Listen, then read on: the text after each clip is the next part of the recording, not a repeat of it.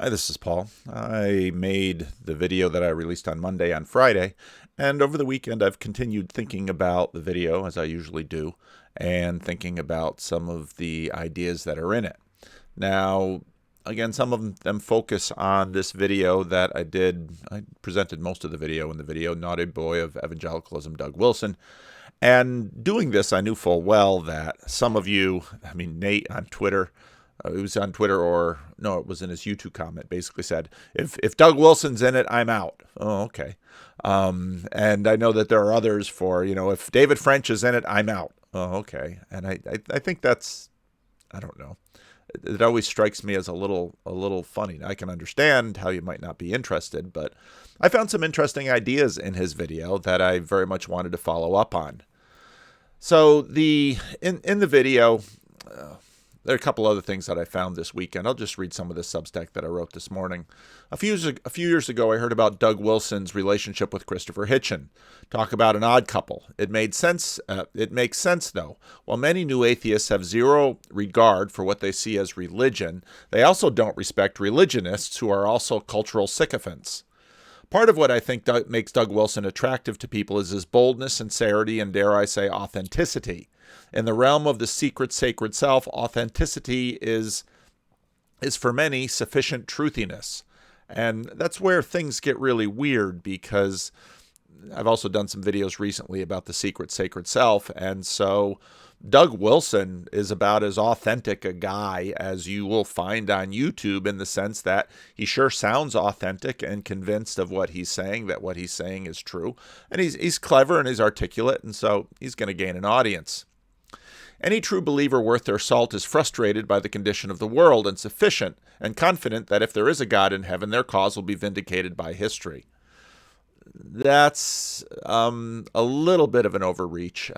Obviously, there are other religions that don't necessarily have their vindication within history.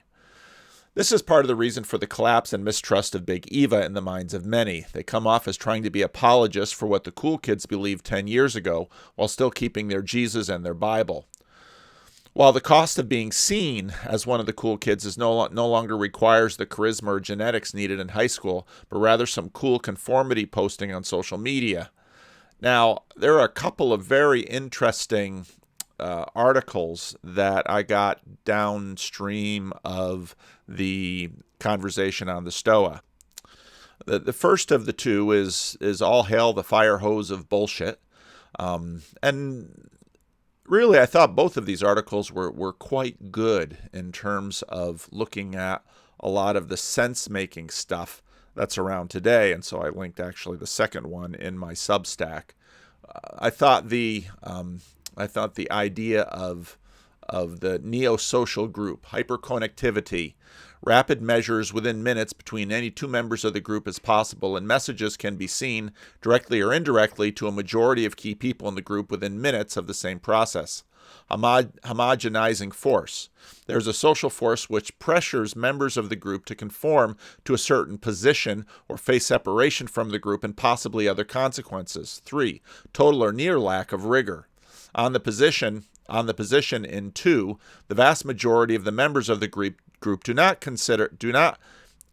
consciously consider the positions they are taking. They do not factually investigate them, nor do they check whether these positions are consistent. In other words, this is where you get the meme of the non-player characters. They just simply continue to follow right along in the group.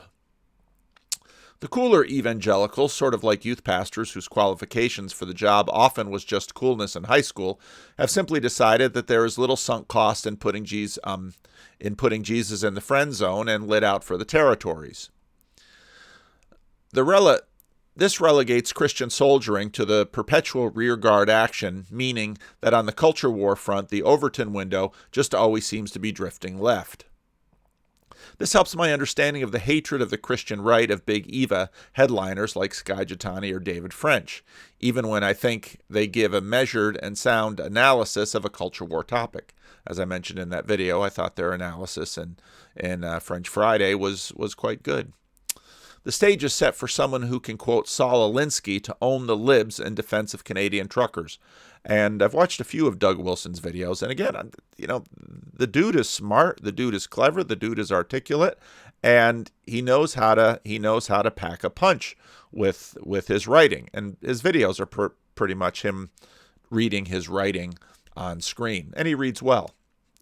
Christopher Hitchens saw something he admired in Doug Wilson, and it is still there. Unfortunately, for many, no Jesus is required for that admiration. When Wilson notes the Overton window is not moved from the inside and says so from Moscow, Idaho, he lands a solid point that Saul Alinsky would agree with. Skin in the game moves hearts and minds and matters more than punditry. And I just did a little Google search and found New York Times, February 21, comedian turned president is seriously in over his head. By the end of March, pundit seems completely wrong. But we'll see. There's more time.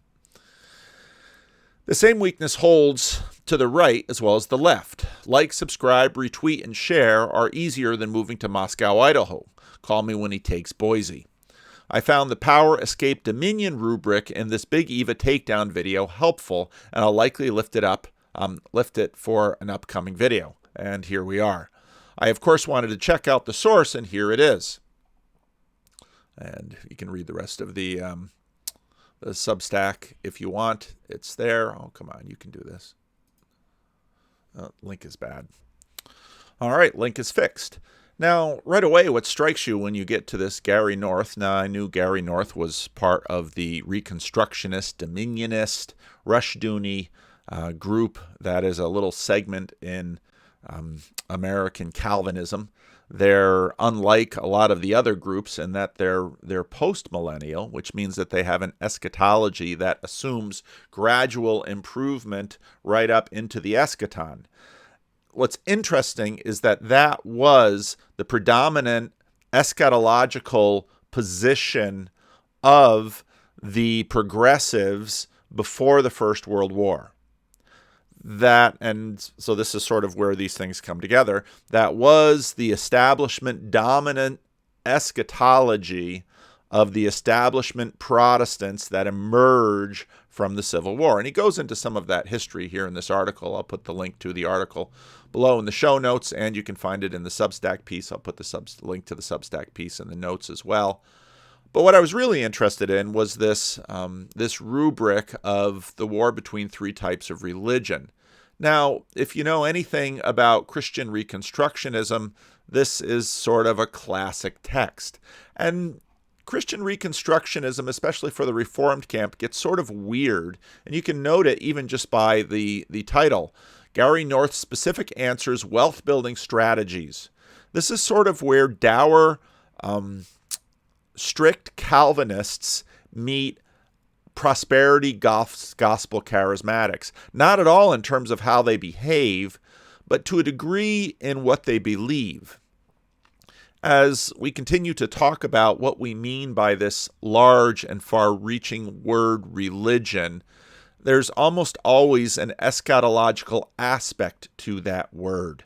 There has to be in a religion some kind of treatment for what's wrong with the world and how it will be resolved, if at all. And that's where all of this stuff gets interesting. So I'll start reading the beginning of it. I'm not going to read the whole thing. The essay describes a clash between two religions, with believers of a third religion standing on the sidelines, waiting to see the outcome of the clash. The Bible presents it as an archetypal clash in the history between two religions. This confrontation has been going on since the Garden of Eden. Now the Bible is a big book, and there are a lot of attempts to sort of contextually summarize the Bible in a deployable form that people can share and upon which you can build a movement.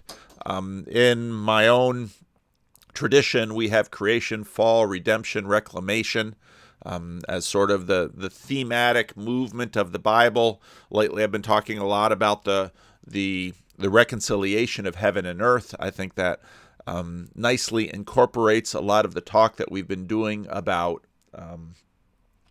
cognitive science and the upper and lower registers. And this is one that basically says, well, the Bible is the story of a clash between two religions. The first of the conflicting religions is power religion, the religion of Satan and its representatives. And so you can see this is sort of a Satan versus God treatment of what the Bible is about. And so right away, certain Jewish communities are going to take a step back. The second is dominion religion, the religion of God and his representatives. The testimony of the book of Exodus is clear. Those who seek power apart from God are doomed to comprehensive total defeat. The third is escapist religion, which attempts to seek a middle position between these warring camps, which is ultimately an ally of the power religion. Now, this is key for Wilson's treatment of evangelicals. And this I didn't know when I listened to the video beforehand. Maybe we should listen to it now. I don't know if I want to take the time to do it.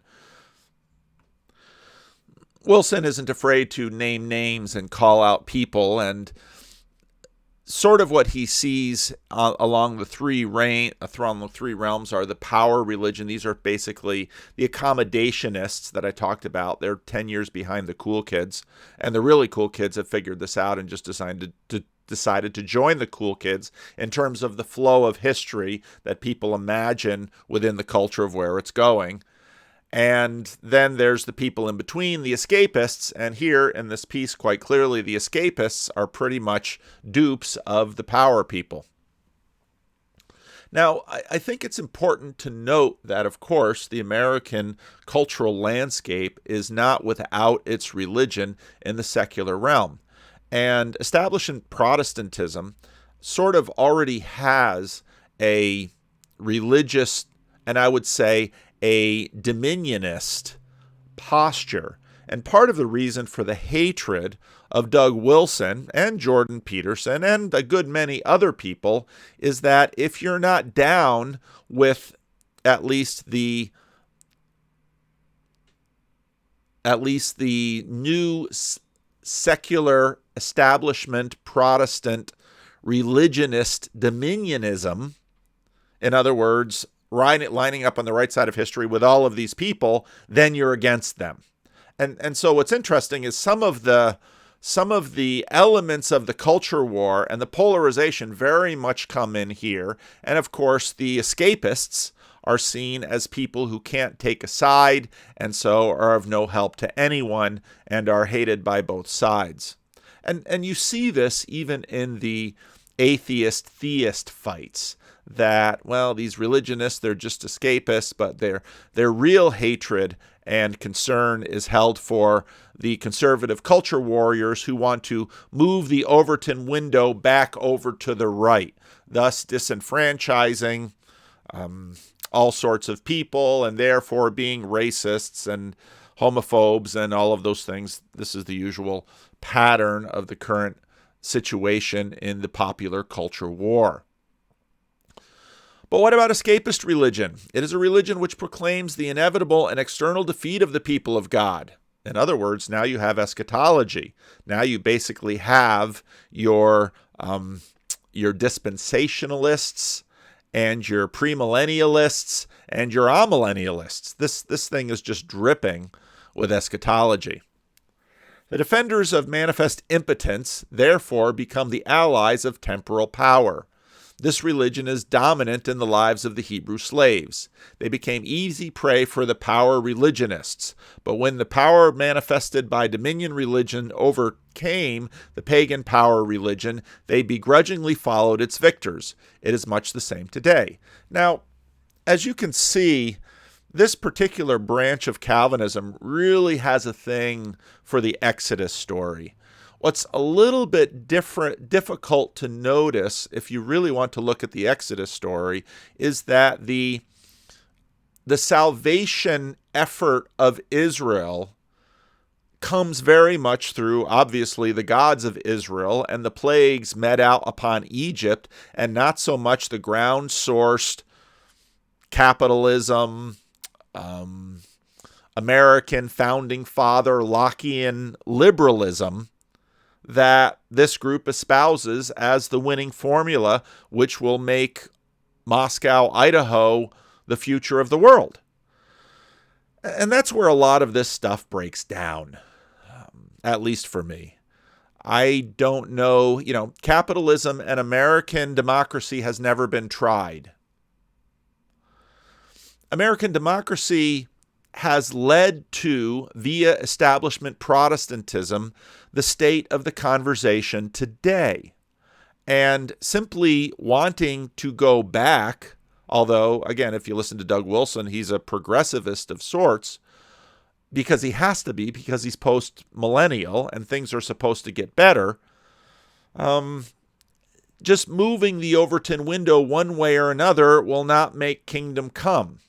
And so this, for me, is part of the problem of his entire formula. And that's why it looks to me, and again, as I said in the video, I certainly could be wrong. The New Testament churches seemed amazingly strange, at least the ones written about in the book of Revelation, and they in fact did win. So will Moscow, Idaho win? Like I say, call me when he gets to Boise. We'll see. I've got my doubts. Anyway, that isn't the point of this. The point of this is this sort of tripartite view of power religion, escapist religion, and dominion religion. And I'm going to, for the most part, lift the labels, even if I disconnect them a bit from the way that he ties this in with history.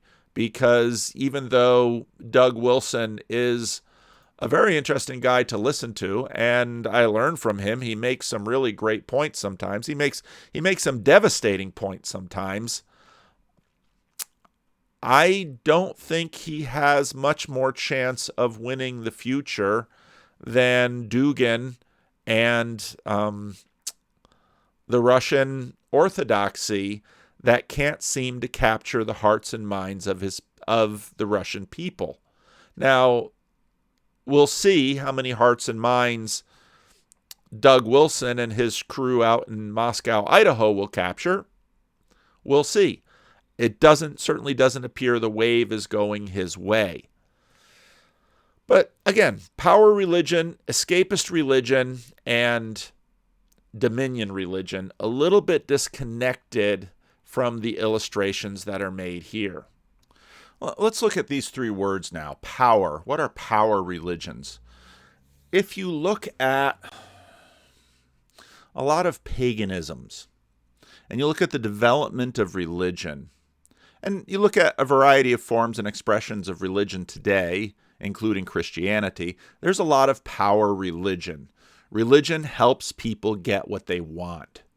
And there's actually Christianity that you can find elements of Christianity in all of these three things. So power religion basically gets people what they want. And you can have, let's say, health and wealth gospel.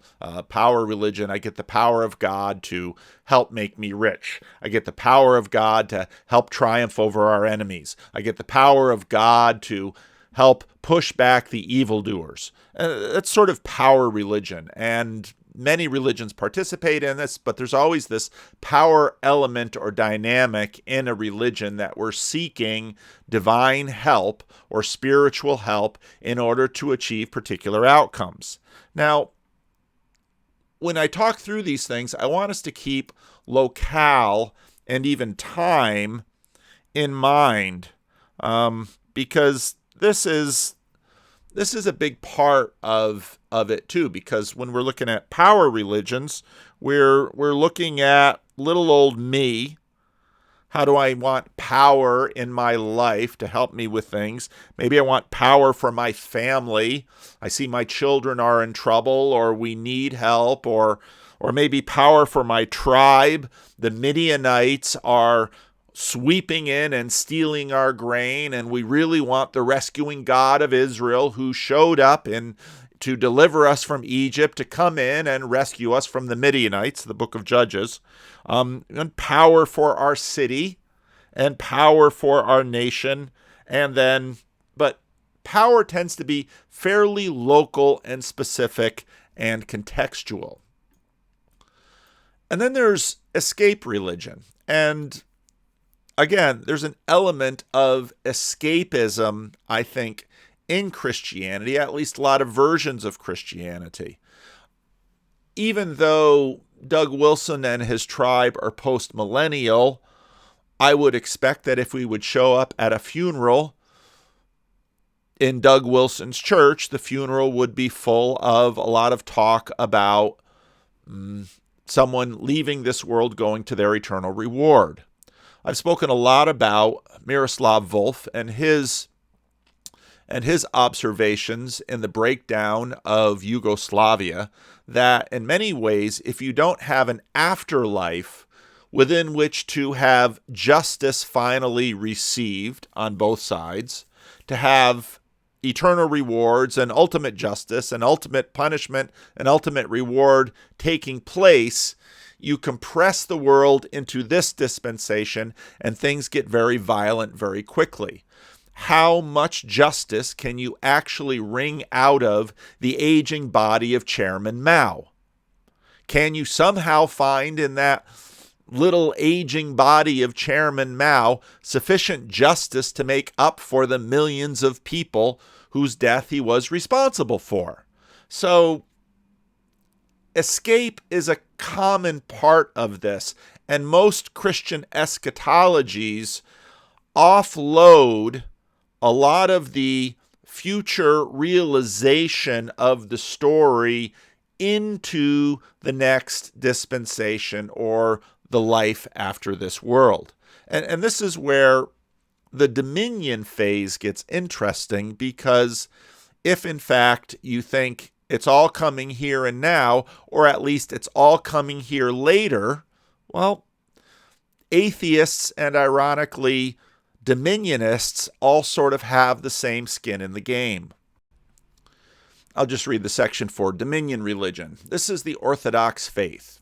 It proclaims the sovereignty of God, the reliability of the historic creeds, the necessity of standing up for principle, and the requirement that faithful men take risks for God's sake.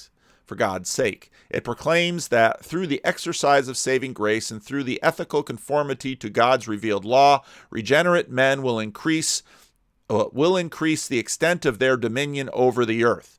Now, those of you who have heard about this before probably heard about them through news media, mostly controlled by the dominant dominionist religion that currently is holding sway over our culture. Because this kind of talk, as opposed to escapist religion, really bothers people who believe that, in fact, the Democratic Party continues to be the forefront of God's eschaton on earth. Or at least those people who are 10 years behind, still trying to clutch their Jesus and, well, they're not clutching their guns. But that tends to be the way this thing rolls out. But of course, this group of people is in direct competition with it. They say, no, we win in the end, and it can be no other way. It is a religion of conquest by grace through ethical action. The goal is ethical conformity to God, but the results of this conformity involves dominion over lawful subordinates, over ethical rebels, and over nature. This is the message of Deuteronomy 28, 1-14. Deuteronomy figures very big into their worldview, and I'll be interested to hear what Jacob and some conservative Jews think of this tribe, because in some ways they're sort of aligned, and in other ways they're not aligned at all. And there's a similarity here in some ways with, let's say, the new religious perennialism that orthodoxy is sort of bringing onto the stage in America. But instead of having it be sort of a conservative Calvinism in Moscow, Idaho, we're looking to reinstantiate Constantinople, I don't know, maybe someplace in America today, so that the realization of God's kingdom on earth as it was instantiated in Constantinople, or at least expressed in Constantinople, could be re-expressed here. So in that way, there's some interesting relationships between all sort of dominionist religions in the world, although this particular brand is a particular form of Reformed Calvinism that is very deeply intertwined with certain American ideals. And that's why when you listen to Doug Wilson in this video, he talks about a lot about the Puritans, because, well, this is when, in a sense, we had our golden age. But again, it's almost as if saying, well, Puritanism has never been tried.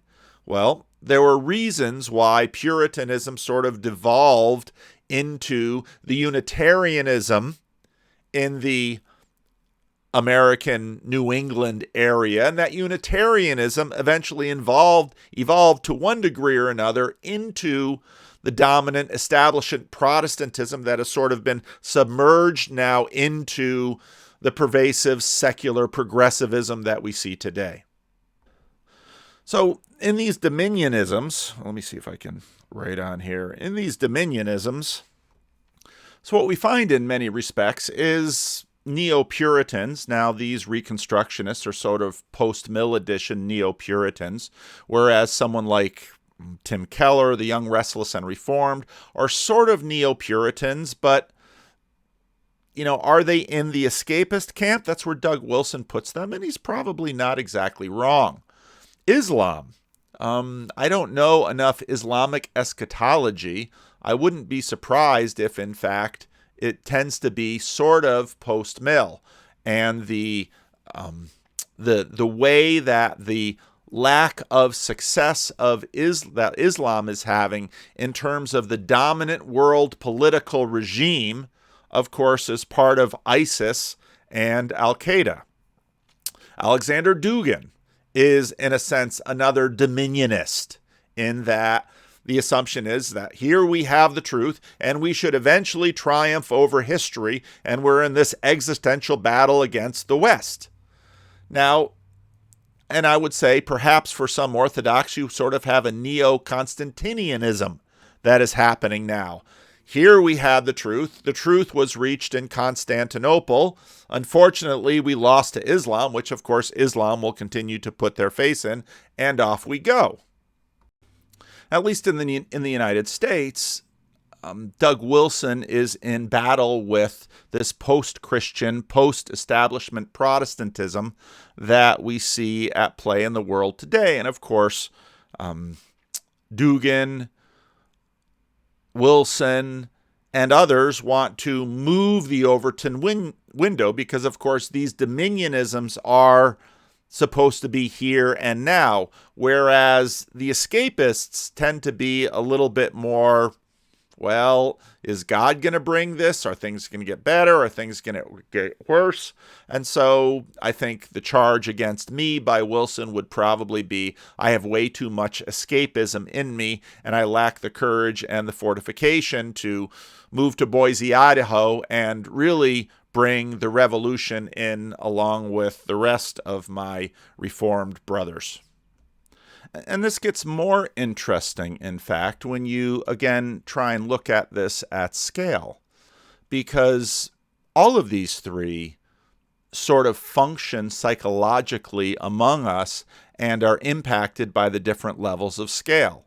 Well, if we get in trouble, we pray to the Lord for deliverance and help, so power is functioning.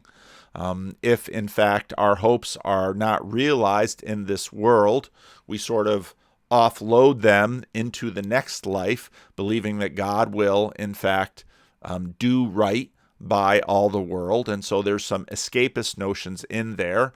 But we also continue to pray, thy kingdom come, thy will be done on earth as it is in heaven. And the question in many respects is, well, who's going to bring this in and by what power?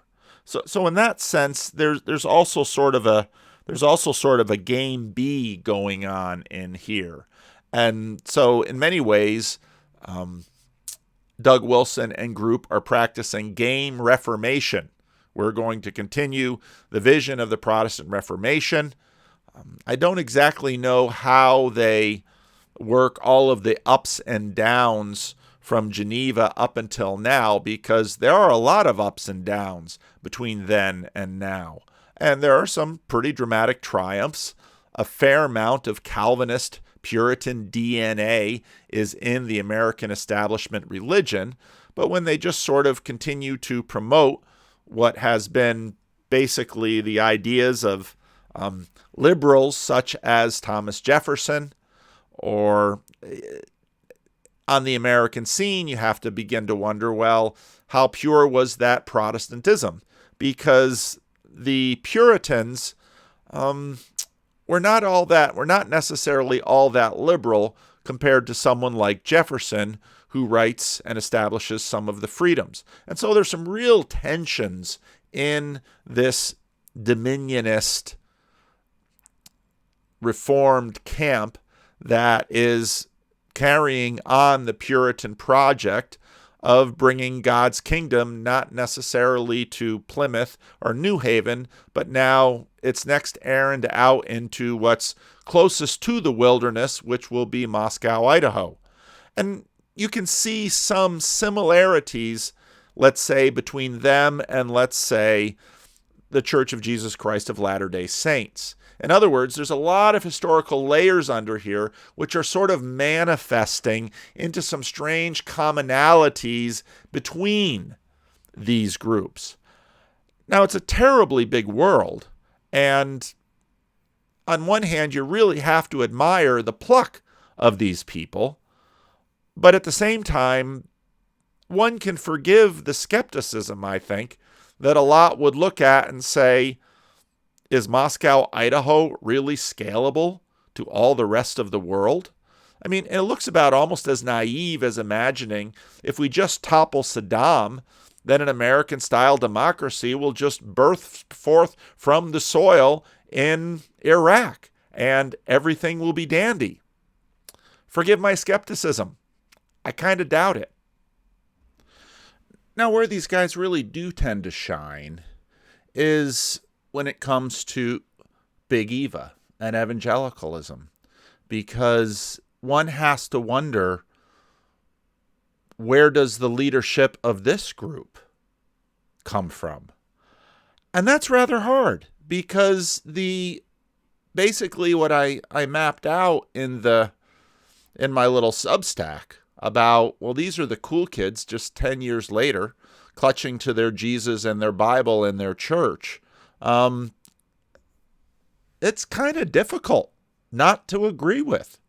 And this same discontent with a firm vision that is either that can be taken seriously is really, I think, what's fueling all of this traditionalism that we very much have going on. I continued on here. The Ortho-Bros and the Trad Catholics I've been spending time over the last few years are not going to miss the lock smuggling happening beneath this biblicism.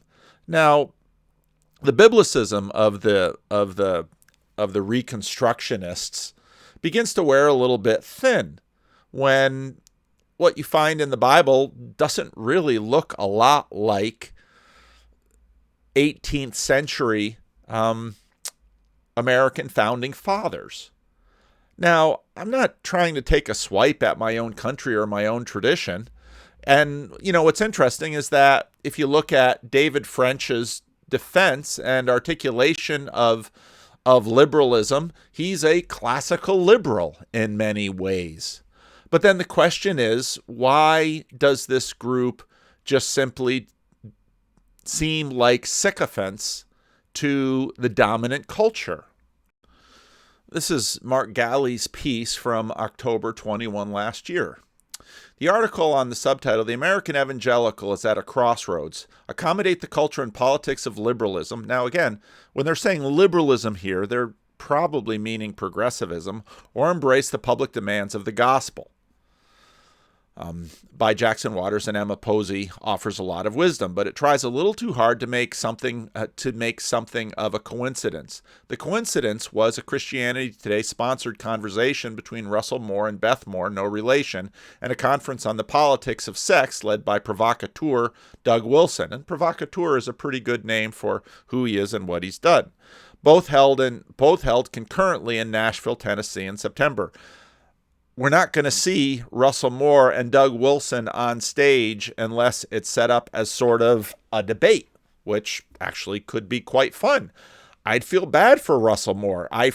After my video, there's like, oh, you should do a conversation with Doug Wilson. I don't think you sit down with Doug Wilson lightly based on the chops that he shows in his videos for how he can frame and phrase. This is a formidable man. And, I don't know how well Russell Moore or Beth Moore would do with him. The author attempted to make the case that these two groups, CT and the constellation of reactionary Reformed conservatives surrounding Doug Wilson, represent the two likely paths evangelicalism can take to move forward.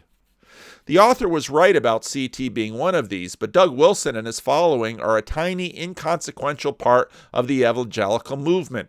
Recent accusations of sex and wife abuse in Wilson's Moscow, Idaho community will only sideline that movement even more. Still, there is insight in this piece, like this. The direction Moore, columnist David French, and Moore are walking is not simply traditional evangelicalism, but a form of cultural accommodation dressed as convictional religion. And right there is the key. The result is a religious respectability that promotes national unity, liberalism, and wokeism under the rhetorical guise of love for neighbor. While Moore and his guests try to straddle the fence, there's little doubt that their biggest support is now coming from those significantly to the left of them politically. Elite evangelicalism, represented by Christianity Today, Ivy Press, World Vision, Fuller Seminary, and a host of other establishment organizations, is too often a form of cultural accommodation dressed as conventional religion. These tensions are, of course, the tensions within the Christian Reformed Church. This is not only is there sort of a mainline evangelical tension sort of pulling the CRC apart, but within evangelicalism, it's being pulled apart here in this fissure. And, for a while I've been trying to figure out, do I want to talk about this? How can I talk about this? And again, basically, people who critique or even criticize a lot of my videos for failing to offer solutions. Hey, you got a point. These videos are thinking out loud. I'm trying to think through this stuff because these tensions are within me and around me. This has been the temptation since the emergence of contemporary evangelicalism in the late 1940s, the founding of Christianity Today as being one example. Letters between first editor Carl Henry and founder Billy Graham suggest the desire to be, in essence, an acceptable fundamentalism. And again, read Molly Worthen's Apostles of Reason. Grounded in conservative theology while gaining the respect of secular academics and other cultural leaders. You see this in the doctorates earned by many of Fuller's early professors. Rather than coming from safe evangelical institutions, they are clearly important for early professors to graduate from Harvard or Oxford or one of European universities of some repute.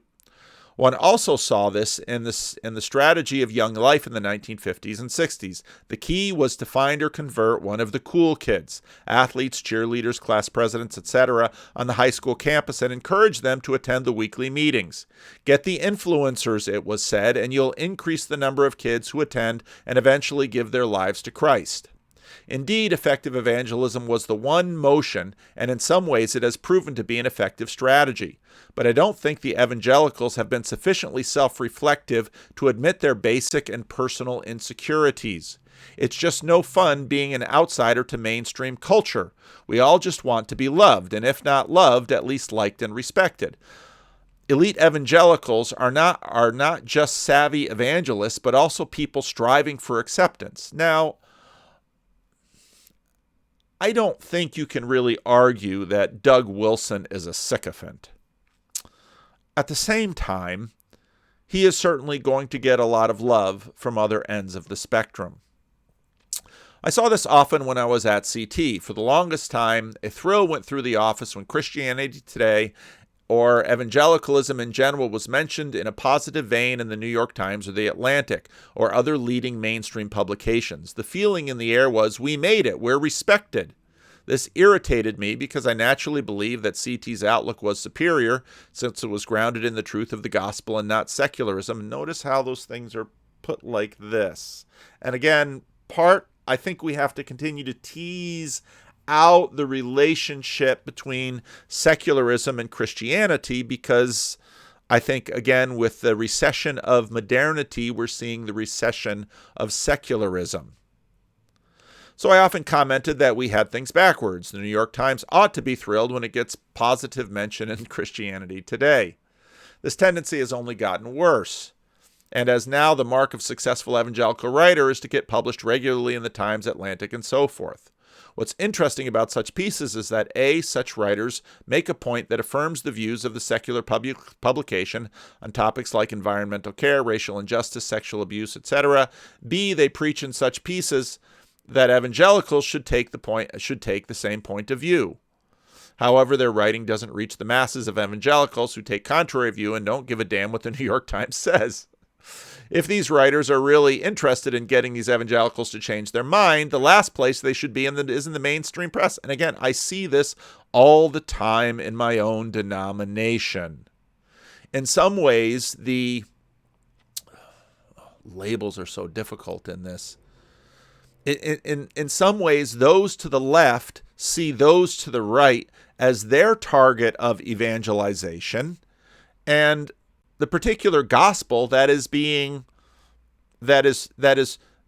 you're attempting to bring to the other side is, again, sort of a watered down version of what's in the middle of the Overton window, or perhaps what's just come into the Overton window.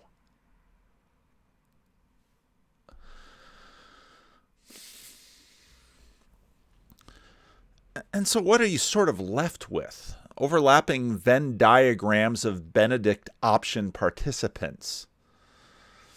You know, it's interesting hearing Doug Wilson say some appreciative things about Rod Dreher. But of course, Rod Dreher has made some definite choices going from the Methodism of the South to Roman Catholicism to Orthodoxy. You know, in a sense, looking for a home and a community and a group of people in order to make a spiritual home that is cohesive, that is life-giving, that in many ways helps him keep this diagram together. But at the same time, there's a sort of implicit evangelicalism beneath the Venn diagrams of these overlapping Benedict option communities. And we see this on display in this little corner of the internet. You know, we've got these small, earnest, countercultural communities will hold some not too easy to see things in common, even as their confessional commitments differ. And, you know, these things pop up in just about every question and answer, in any Thief in the Night live stream, and pretty much whatever we do, these things are going to pop up. I mean, so we have these strange friendships and spaces where, you know, we've got Jordan Peterson and Jonathan Peugeot and John Vervaeke and myself and Nate Heil and Julian and Sherry and all over the place.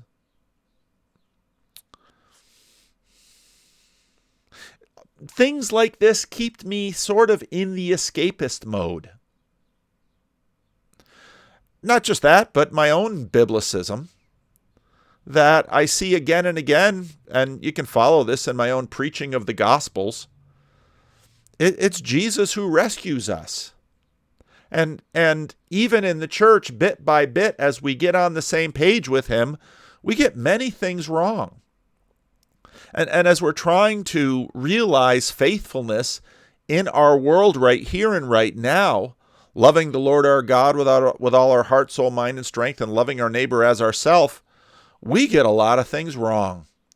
And we're sinners, and we struggle with the flesh, and we struggle to keep the unity of the Church of Jesus Christ. And there are friends of ours around the fringes on different sides of fringes, and we want to both have a degree of credibility and clarity, but also love one another, even over differences, some of them not small. And that's only this little corner of the internet. What about the rest of the world? So I feel the tension between power religion and escapist religion and dominion religion, and I sort of mix and match all three of them inside myself. And I do so with prayer, and I do so with desire for what Jesus asks for in the Lord's Prayer, thy kingdom come, thy will be done on earth as it is in heaven. And to what degree these things are possible in this world, or they have to wait for a new heaven and earth, I wrestle with those things. Doug Wilson may say some nice things about Rod Dreher, but the fact that they don't go to the same church is not an incidental thing, and that non-incidental thing shouldn't be too quickly overlooked. You shouldn't not listen to Doug Wilson because of our culture of pervasive bulverizing that we're living in. Because if we're going to not listen to anyone that someone out there doesn't like because of he's not in step with someone's dominionist religion that is just about to land, well, you're not going to be able to listen to anybody. And in fact, you can probably listen across the spectrum to a good number of people and learn from them. You might not agree with them, but you can simply learn from them, and you might even appreciate and come to agree with them on one thing or another.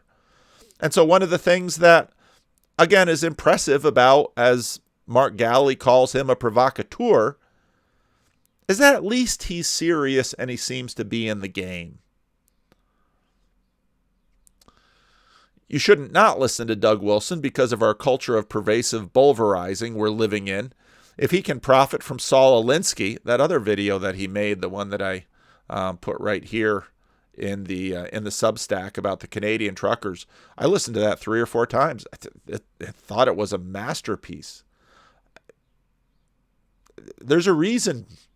There's a reason to listen to this guy and to learn from him.